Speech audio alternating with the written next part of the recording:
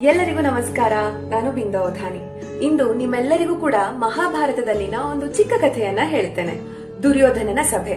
ದ್ರೌಪದಿಯ ಕೂದಲನ್ನ ಎಳೆದುಕೊಂಡು ಬಂದಂತಹ ದುಶ್ಯಾಸನ ಅವಳ ಸೀರೆಯನ್ನ ಎಳೆಯುವಂತಹ ಪ್ರಯತ್ನದಲ್ಲಿದ್ದ. ಅವಳು ಮೊಟ್ಟ ಮೊದಲು ಸಹಾಯಕ್ಕಾಗಿ ನೋಡಿದ್ದು ತನ್ನ ಪತಿಗಳಾದಂತಹ ಪಂಚಪಾಂಡವರ ಕಡೆ. ಆದರೆ ಆಗಲೇ ಅವರು ಗುಲಾಮರಾಗಿ ಬಿಟ್ಟಿದ್ದರಿಂದ ತಲೆ ತಗ್ಗಿಸಿ ನಿಲ್ಲುವುದರ ಹೊರತು ಬೇರೇನೂ ಮಾಡಲಾಗಲಿಲ್ಲ.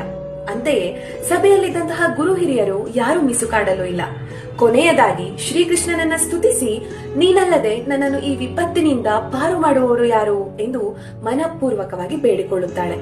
ಶ್ರೀಕೃಷ್ಣನ ದಯೆ ಇಲ್ಲದಾಗಿ ದ್ರೌಪದಿ ತನ್ನ ಎರಡೂ ಕೈಗಳನ್ನ ಮೇಲೆತ್ತಿ ಬೇಡಿಕೊಳ್ಳುತ್ತಾಳೆ. ಆಗ ಶ್ರೀಕೃಷ್ಣನೇ ಅವಳಿಗೆ ಅನುಗ್ರಹ ಮಾಡುತ್ತಾನೆ. ದ್ರೌಪದಿಯ ಸೀರೆ ಅಕ್ಷಯವಾಗುತ್ತದೆ. ಶ್ರೀಕೃಷ್ಣ ಸ್ವಾಮಿಯೇ, ನೀನೇ ನನ್ನನ್ನ ರಕ್ಷಿಸಿದೆ, ನಿನಗೆ ನಾನು ಹೇಗೆ ಕೃತಜ್ಞತೆಯನ್ನ ಸಲ್ಲಿಸಲಿ ಎಂದು ದ್ರೌಪದಿ ಬೇಡಿಕೊಳ್ಳುತ್ತಾಳೆ. ಆಗ ಅದೃಶ್ಯದಲ್ಲಿದ್ದಂತಹ ಶ್ರೀಕೃಷ್ಣ ಅವಳ ಕಿವಿಯ ಬಳಿ ಬಂದು ಹೇಳುತ್ತಾನೆ, ದೇವರೆಂದು ನೀನು ನಂಬಿದ್ದ ನನ್ನ ದಯೆಯೇನೋ ನಿಜವೇ, ಆದರೆ ಅದಷ್ಟೇ ಅಲ್ಲ, ನೀನು ಮಾಡಿದ ಪುಣ್ಯ ಕಾರ್ಯದ ಫಲವು ಇದಕ್ಕೆ ಕಾರಣ.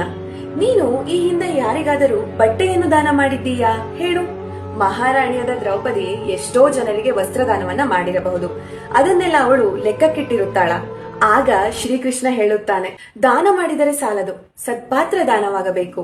ತೀರಾ ಅಗತ್ಯವಿರುವವರಿಗೆ ನೀನು ಅಂಬರವನ್ನು ದಾನ ಮಾಡಿರಬೇಕು, ನೆನಪು ಮಾಡು ಎಂದು. ದ್ರೌಪದಿ ತನ್ನ ಬಾಲ್ಯದ ದಿನಗಳೆಡೆಗೆ ಹೋಗುತ್ತಾಳೆ. ಪಾಂಚಾಲ ದೇಶದ ನದಿಯ ಬದಿಯಲ್ಲಿ ಆಟವಾಡುತ್ತಿರುವಾಗ ಆ ನದಿಯಲ್ಲಿ ಓರ್ವ ಸನ್ಯಾಸಿ ಸ್ನಾನ ಮಾಡುತ್ತಿರುತ್ತಾನಂತೆ.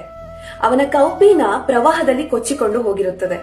ಎಲ್ಲರೂ ನಗುತ್ತಾರೆ, ಆದರೆ ದ್ರೌಪದಿ ಮಾತ್ರ ಹಾಸ್ಯ ಮಾಡುವುದಿಲ್ಲ. ಆಗ ತನ್ನ ಪೀತಾಂಬರವನ್ನ ಹರಿದು ಒಂದು ಅಂಶವನ್ನು ಸನ್ಯಾಸಿಯೆಡೆಗೆ ಎಸೆಯುತ್ತಾಳೆ. ಆಗ ಸನ್ಯಾಸಿ, ನಿನಗೆ ಒಳ್ಳೆಯದಾಗಲಿ ಮಗಳೇ ಎಂದು ಆಶೀರ್ವಾದವನ್ನ ಮಾಡುತ್ತಾರಂತೆ.